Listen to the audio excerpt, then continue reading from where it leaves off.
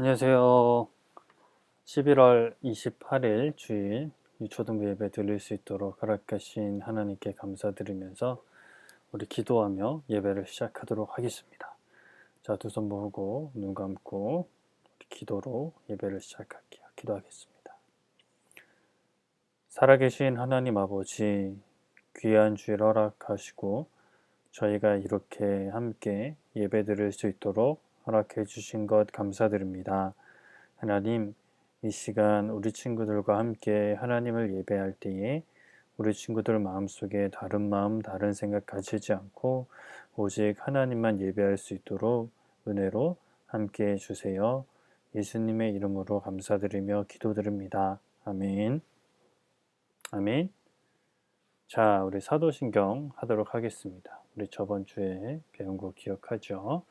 자, 기억하면서 한번 우리 외워도 좋고 읽어도 좋고 한번 고백할게요. 시작. 전능하사 천지를 만드신 하나님 아버지를 내가 믿사오며 그 외아들 우리 주 예수 그리스도를 믿사오니 이는 성령으로 잉태하사 동정녀 마리아에게 나시고 본디오 빌라도에게 고난을 받으사 십자가에 못 박혀 죽으시고 장사한 지 사흘 만에 죽은 자 가운데서 다시 살아나시며 하늘에 오르사 전능하신 하나님 우편에 앉아 계시다가 저리로서 산 자와 죽은 자를 심판하러 오시리라. 성령을 믿사오며 거룩한 공회와 성도가 서로 교통하는 것과 죄를 사하여 주시는 것과 몸이 다시 사는 것과 영원히 사는 것을 믿사옵나이다. 아멘. 아멘. 우리 나는 예배자입니다. 우리 함께 찬양하겠습니다.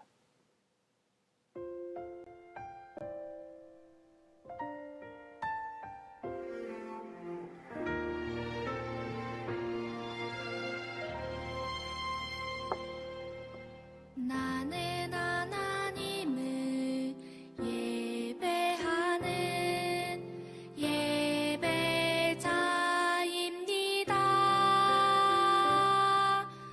내가 서 있는 곳 어디서나 하나님을 예배합니다. 내 영혼 거룩한 은혜를 향하여 내 마음 완전한 하나님 향하여 이곳에서 바로 이 시간 하나님을 예배합니다.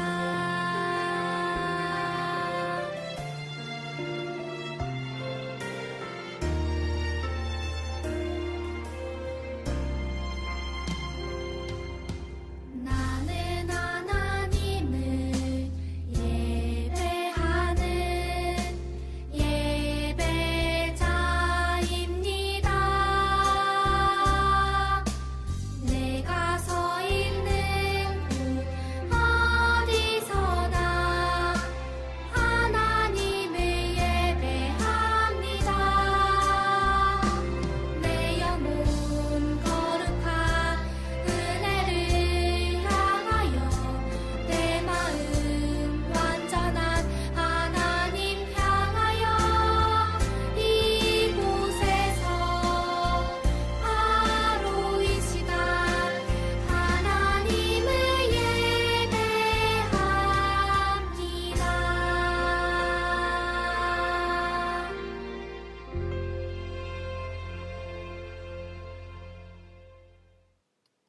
아멘. 자, 우리 율동 찬양 함께 찬양할게요.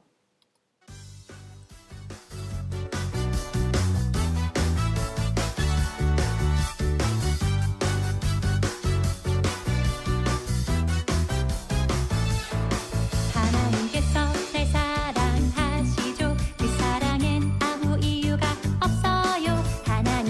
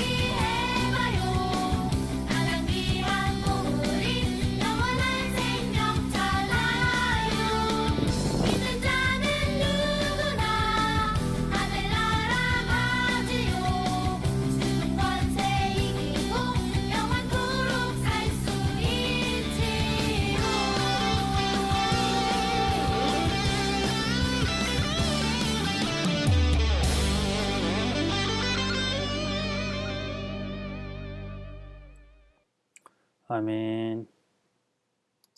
자, 오늘 말씀은 마태복음 4장 1절부터 4절까지 보도록 하겠습니다.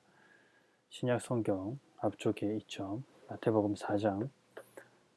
여기 사도행전이라고. 마태복음입니다. 사도행전이 아니에요. 마태복음입니다. 네. 오늘 말씀은 마태복음 4장 1절부터 4절까지 말씀입니다. 한 절씩 아니 처음부터 끝까지 목사님이랑 같이 읽어보도록 할게요. 자, 준비됐으면 아멘. 아멘. 자, 시작. 그때에 예수께서 성령에게 이끌리어 마귀에게 시험을 받으러 광야로 가사 40일을 밤낮으로 금식하신 후에 줄이신지라. 시험하는 자가 예수께 나와서 이르되 내가 만일 하나님의 아들이거든 명하여 이 돌들로 떡덩이가 되게 하라. 예수께서 대답하여 이르시되 기록되었으되 사람이 떡으로만 살 것이 아니요 하나님의 입으로부터 나오는 모든 말씀으로 살 것이라 하였느니라 하시니. 아멘. 아멘. 네, 오늘 말씀 중에 어려운 단어는 특별히 없는 것 같아요. 예수님께서 성령님에게 이끌려 마귀에게 시험을 받으러 테스트. 광야는 이제 사막과 같은 곳인데 좀 더 넓은 개념이에요. 그러니까 사막도 광야에 포함될 수 있지만 약간 그냥 풀만 있는 그러니까 숲 같은 풀이 아니라 잔디 같은 얇은 풀이나 아니면 돌이나 바위 이런 것들만 넓게 펼쳐져 있는 땅을 광야라고 하죠. 사람들이 살기 힘든 그런 곳이죠. 동물들도 살기 힘들고 40일을 밤낮으로 금식하신 후에 줄이셨다. 이게 배가 많이 고프신 상태죠. 40일을 이제 물 말고는 아무것도 안 드시니까. 그리고 시험하는 자 마귀가 예수님께 나와서 이르되 만일 너가 하나님의 아들이면 돌들을 떡덩이 이제 빵이 되게 하라 라고 했죠. 그래서 예수님이 사람이 떡으로만 살 것이 아니고 하나님의 입으로부터 나온 모든 말씀으로 살 것이라고 말씀하셨습니다. 오늘은 이제 예수님 이야기로 다시 돌아가서 예수님의 세례와 시험에 대해서 말씀을 들어볼 텐데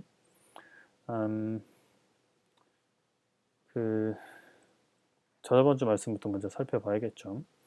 저번 주에 예수님 이야기 첫 번째 이야기를 들었습니다. 이제 어린이 예수님 시절 때 이야기입니다.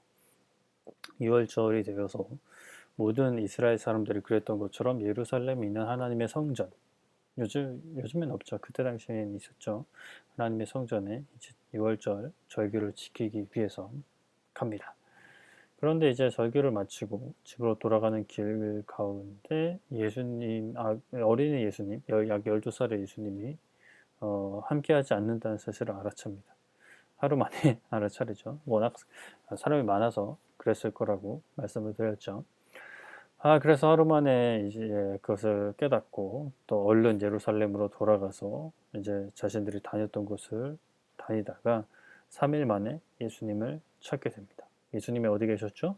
성전에서 율법 교사들, 이제 나이가 많고 평생을 이제 하나님의 율법을 공부한 사람들과 율법에 대해서 이야기하고 계셨어요. 그랬더니 이제 그 나이든 율법 교사들, 율법 선생님들도 예수님의 지혜에 놀랐다라고 성경에 기록되어 있죠.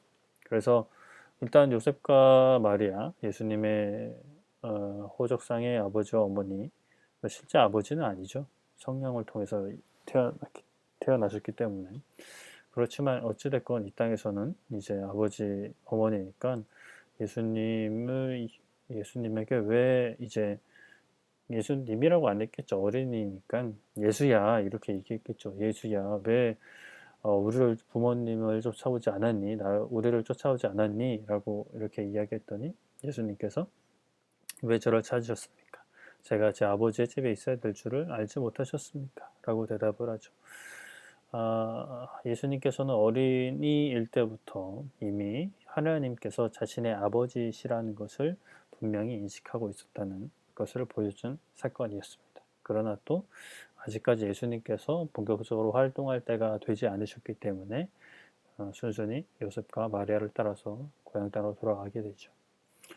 그게 이제 저번 주 말씀이었고, 저번 주는 우리가 추수감사주일이라서 살짝 다른 이야기를 했죠. 예수님과 이제 12 제자들, 사도들 이야기를 했습니다. 이 그림은 이제 실제로 예수님과 12 제자를 본 사람이 그린 게 아니라 거의 1000년 후에 레오나르도 다빈치가 그린 최후의 만찬 그림인데, 벽화죠. 벽화인데 이제 예수님께서 12 제자들을 또 다른 제자들도 많이 있었어요. 그러니까 예수님을 따라다니면서 예수님께 배운 사람들. 근데 이제 제일 가까이 예수님께서 직접 데리고 다니시면서 가르치고 함께 했던 제자들이 12명이었는데 가룟 유다 빼고 또 나중에 뭐 들어온 제자도 있었지만, 일단은 이제 이들을 예수님께서 이제 하늘로 올라가시기 전에 파송하시죠. 모든 세계로 가서 복음을 전해라, 나에 대해서 전해라 라고 하셨는데, 그것을 이제 사도라고 부른다. 사도가 보냄을 받은 자라는 뜻이니까요. 그래서 그 사도들이 직접 보고 배운 예수님에 대해서, 복음에 대해서 전하고 계속 이제 전하고 내려오는 게 2000년이 지나서 우리까지 왔는데, 그 사도들이 전한 이제 복음에 대해서, 하나님에 대해서, 예수님에 대해서, 성령님에 대해서, 그리고 예수님을 믿고 성령님에 이끌려 살아가는 그리스도인의 삶에 대해서 아주 간략하게 정리한 것이 바로 사도신경이라고 했습니다. 물론 사도신경이 사도들이 정리한 게 아니에요. 후대에 거의 200년, 300년 흐른 다음에 이제 또 배우고 배운 사람들이 정리를 한 것이 사도신경입니다. 그게 이제 오늘까지 전해져 오고 있고, 우리도 사도신경을 고백하고 있죠. 그래서 하나님 우리가 예배 시작하면서 고백하는 것. 전능하사 천지를 만드신 하나님 아버지를 믿습니다. 그리고 쭉쭉쭉쭉 하나님, 예수님, 성령님, 그리고 예수님을 믿는 그리스도인들의 삶에 대해서 우리가 고백을 한다라고 저번 주에 말씀을 드렸습니다. 그럼 오늘 또 말씀 듣기 전에 우리 찬양 한 곡하고 말씀을 듣도록 하죠.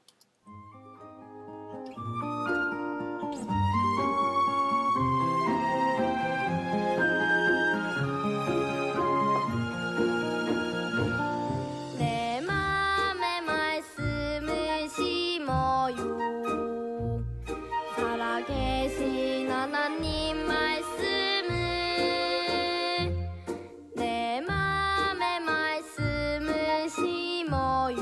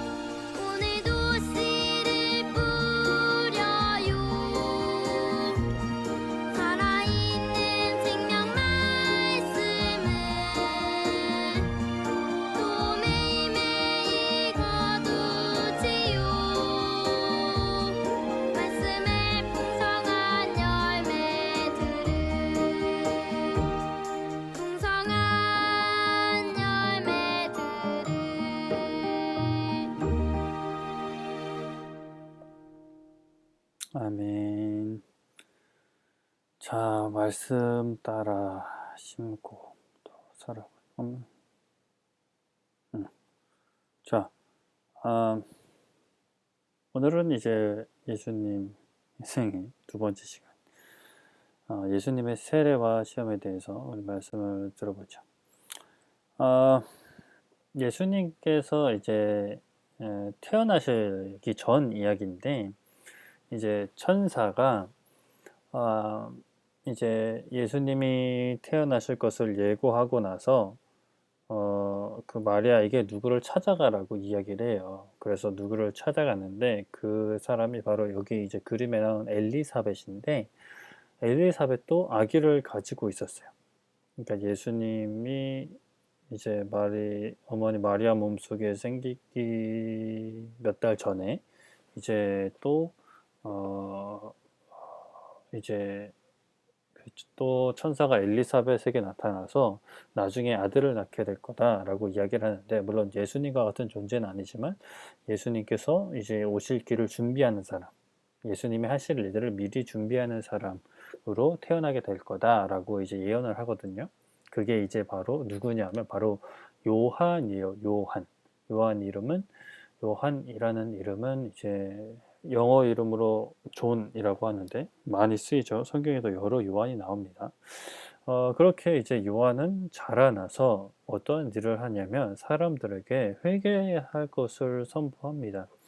회개해야 됩니다. 천국에 가까이 왔습니다. 우리는 우리의 죄를 이제 하나님께 고백하고 용서함을 받아야 됩니다. 라고 하면서 사람들에게 무엇을 주었냐면 바로 세례를 주었어요. 세례. 그래서 세례 요한이라고 합니다. 예수님의 12제자 중에도 요한이 있는데 다른 사람이에요.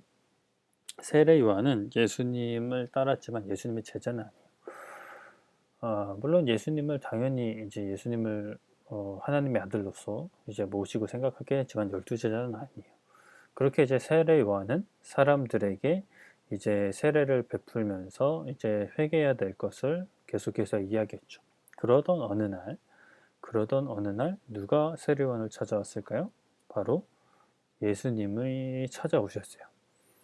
예수님이 찾아오셨을 때 세례 요한은 이제 잠깐 나왔지만 예수님을 보고 세상의 짐을 짊어지고 가는 하나님의 어린 양이다 라고 표현을 합니다. 우리 친구들 6월절 어린 양이 예수님과 같은 의미를 가지고 있다고 많이 배웠죠. 그래서 이제 예수님이 그 6월절 어린 양처럼 사람들의 죄를 대신해서 죽을 것이라는 것을 세례 요한도 정확히 알고 있었다라고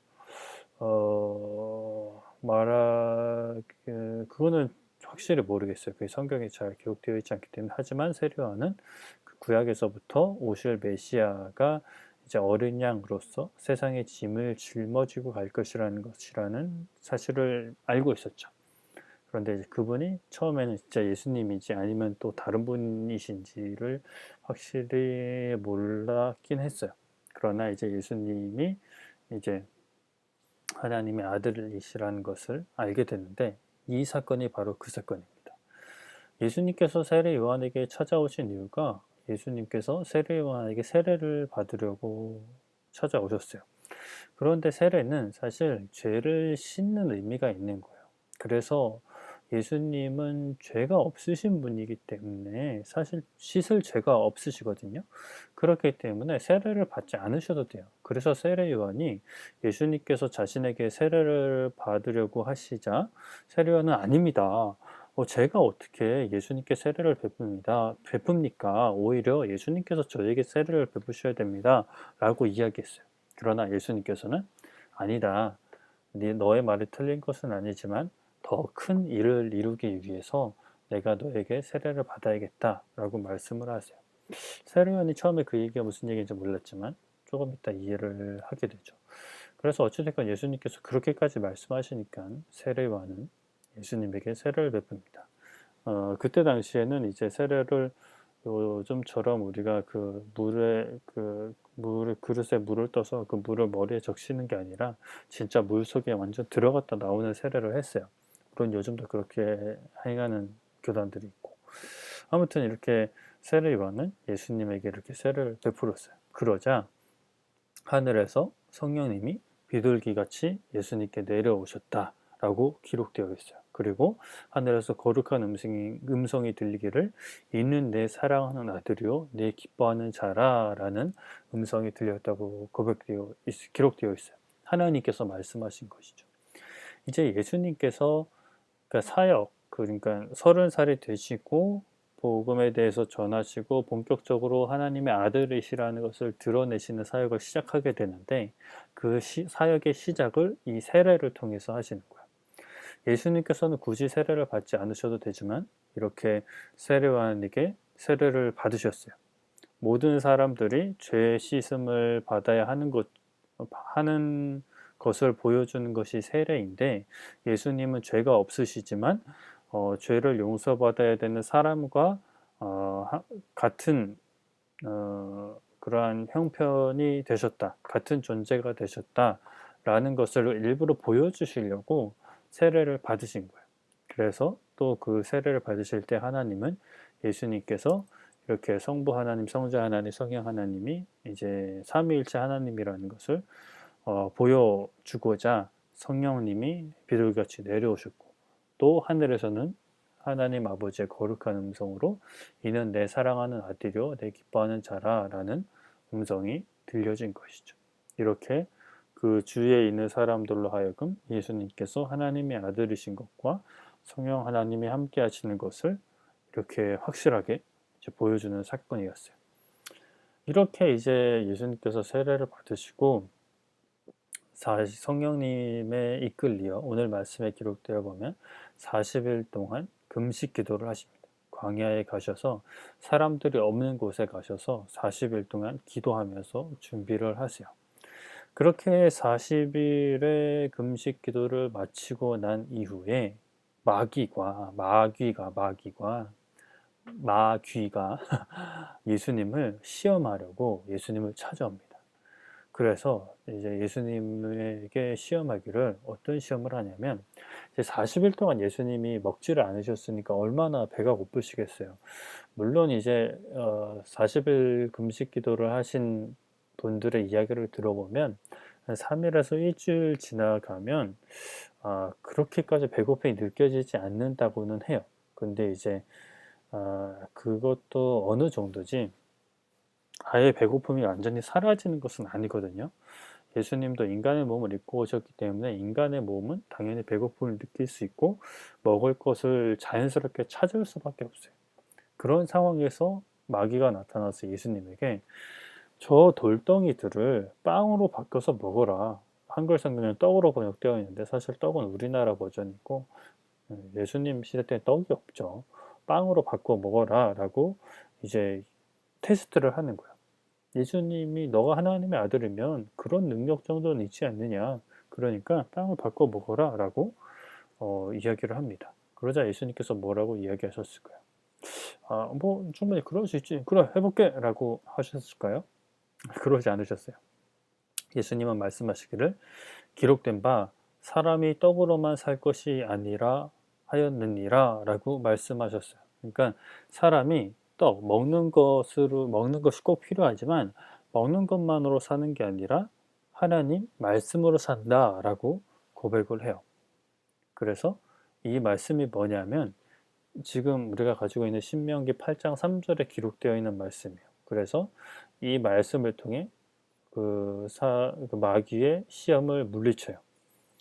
물론 예수님이 떡을 빵으로 만드실 수 있는 분이에요. 하지만 어떤 그런 마귀의 시험에 그냥 호락호락 그대로 끌려가지 않으세요. 그런 능력이 있으셔도 어떤 배고픔에 자신의 배고픔에 그런 능력을 사용하지 않으시죠. 그렇게 이제 첫 번째 시험에 뭐 아무런 이제 넘어간 것 없이 예수님은 물리치시죠. 그러나 마귀는 그것으로 끝나지 않고 두 번째로 시험을 합니다. 높은 곳에 올라가라. 성전 꼭대기, 성전이 이제 그때 이제 가장 높은 건물이었으니까 성전에 올라가서 뛰어내려라. 그러면 천사 어려운 일이 있을 때 천사를 보내어 너를 지키겠다고 하신 하나님께서 너를 지켜주실 것이다라고 이야기를 합니다. 이게 흥미로운 포인트가 뭐냐면 이게 하나님 말씀이거든요. 시편에 보면 하나님께서 천사를 보내어 너를 지켜주실 거다라는 구절이 있어요. 그 구절을 마귀가 예수님한테 시험을 하는 거예요. 마귀가 이러는 거죠. 봐라, 하나님께서 천사를 보내셔서 너를 지켜주신다고 하지 않으셨느냐? 그러면 뛰어내려 봐. 하나님이 너가 하나님의 아들이라면 지켜주실 거야 라고 하나님 말씀을 가지고 예수님을 시험해요. 마귀가 감히 하나님 말씀. 그래서 막 이제 하나님 말씀만 암송한다고 해서 막 마귀가 도망가고 이런 건 아니에요. 그거는 이제 막 영화 같은 데서 뭐 좀 잘못된 내용이에요. 그러나 예수님은 또 말씀으로 물리치십니다. 주 너의 하나님을 시험하지 말라 하였다. 신명기 6장 16절에 기록되어 있어요. 이게 신명기 보면은 신명기 6장 16절에 나와 있는 말씀이거든요. 너의 하나님을 시험하지 말라고 예수님께서 고백을 하시죠. 그러니까 마귀가 하나님의 말씀을 가지고 시험을 했지만 사실 이제 그 말씀은 물론 하나님께서 천사를 보내어 지켜주신다고 한 것이지만 마귀가 그렇게 예수님을 시험하려고 가져온 의미는 아니었어요. 그러니까 사실 그것도 맞는 말이기는 해요. 천사를 보내셔서 하나님께서는 하나님의 백성들을 지켜주세요. 하지만 또 다른 말씀이 있었던 거예요. 하나님을 시험하면 안 된다는 거예요. 시험하지 말고 믿어야 된다. 의심하지 말고 믿어야 된다라는 말씀도 똑같은 하나님의 말씀이거든요. 그러니까 마귀가 이제 하라는 행동은 사실 그 하나님을 테스트하고 하나님을 시험하는 행동이었기 때문에 하지 않는 것이 하나님께서 기뻐하시는 모습이고 또 하나님의 아들이신 예수님께서 행하셔야 되는 모습이었기 때문에 하나님의 말씀을 아주 이제 비틀어가지고 살짝 비틀어서 예수님을 테스트하려 했지만 시험하려 했지만 예수님은 그 말씀과 또 다른 모든 말씀을 알고 계셨기 때문에 그 마귀의 테스트를 물리치시죠. 그리고 세 번째, 마귀가 어떤 테스트를 하냐면 높은 산에 올라가서 이제 나에게 절을 하면 마귀가 예수님한테 나에게 절을 하면 내가 이 보이는 모든 것을 다스릴 수 있도록 그런 능력을 주겠다라고 유혹을 하는 거죠. 그러나 예수님은 또 이번에도 하나님 말씀으로 사탄아 물러가라 기록되었으되 주 너의 하나님께 경배하고 다만 하나님을 섬기라 그를 섬기라 하였다. 이것은 신명기 6장 13절 말씀이에요. 주로 이제 신명기 말씀을 가지고 예수님께서 마귀의 유혹을 물리치셨죠. 이제 마귀의 이제 이 세 가지 시험을 예수님께서 말씀을 가지고 물리치세요. 이 세 가지 시험은 사람이 받을 수 있는 큰 시험, 큰 세 가지 분류라고 해요. 인간의 이제 기본적인 욕구, 식욕, 밥을 먹고 살고자 하는 욕구, 생존 욕구. 그리고 두 번째는 이제 하나님을 믿는 그러한 삶에 있어서 이제 믿음이 생기지 않을 때 하나님을 시험하고 의심하고 시험하고자 하는 그러한 마음, 욕구들. 그리고 세 번째는 이 세상 모든 것을 다스리고 싶어하고 내가 높아지려고 하는 욕구. 이 모든 것을 예수님은 다 물리치셨어요.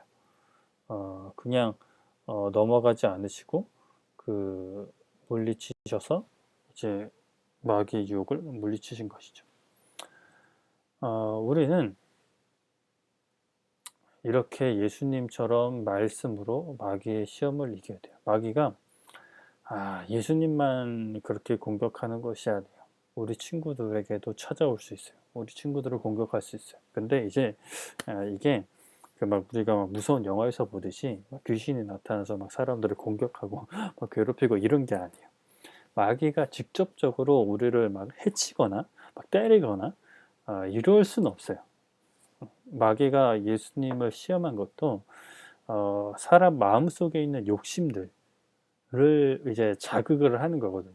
그래서 마귀도 우리 친구들이나 또는 목사님이나 뭐 우리 선생님들을 공격하려고 할 때 막 직접적으로 막 나타나서 이런 게 아니라 우리의 마음속에 있는 욕심을 건드리는 거예요.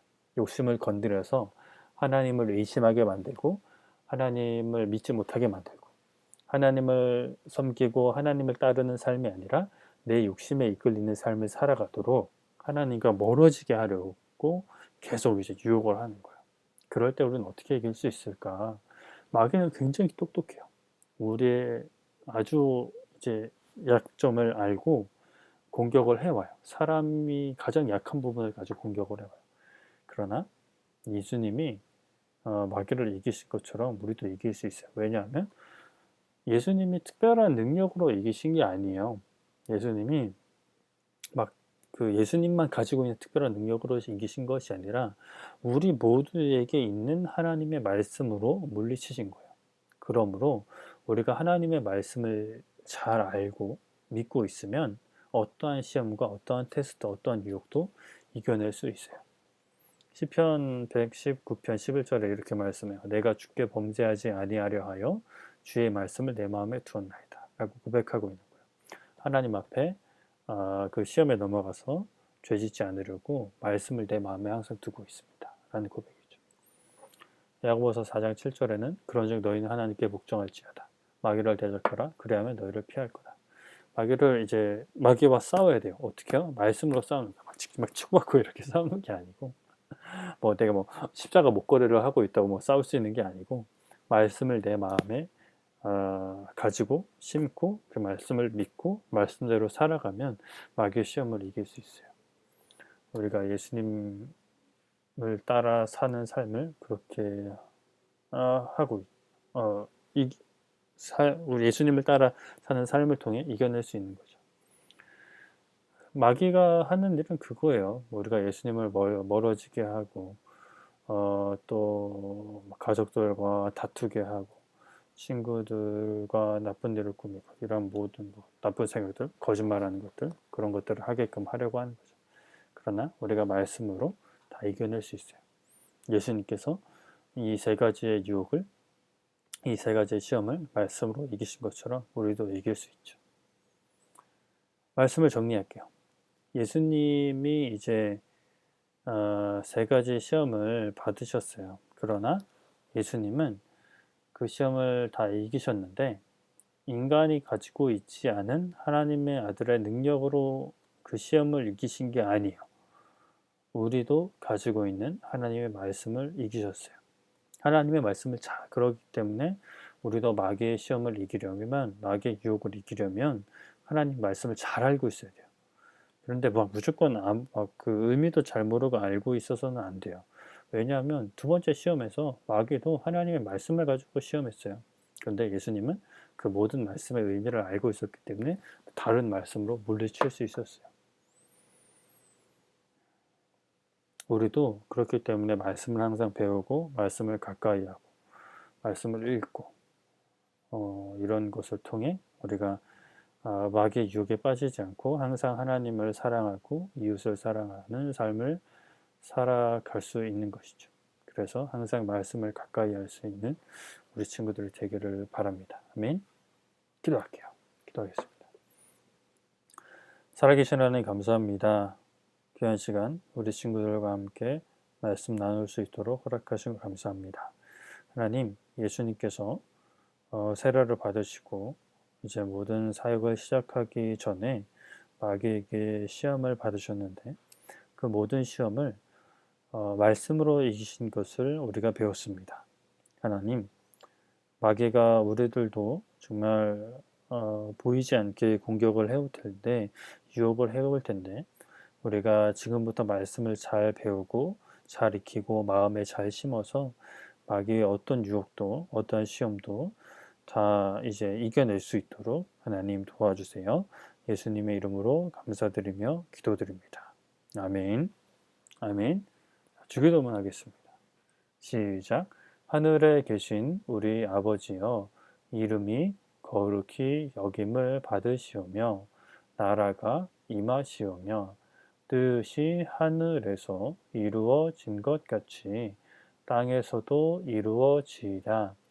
오늘 우리에게 일용할 양식을 주시옵고, 우리가 우리에게 죄 지은 자를 사하여 준 것 같이 우리의 죄를 사하여 주시옵고, 우리를 시험에 들게 하지 마시옵고, 다만 악에서 구하시옵소서.